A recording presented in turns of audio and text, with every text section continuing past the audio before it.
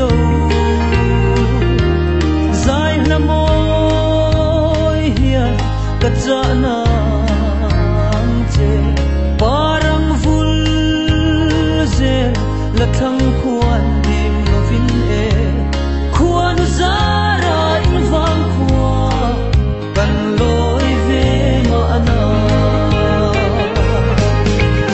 khoi lam vang khua me ni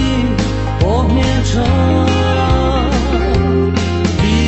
azo mai kanwa me ma se areng the mol silo isang mel ton chakin chin mitin kan zairal ral chi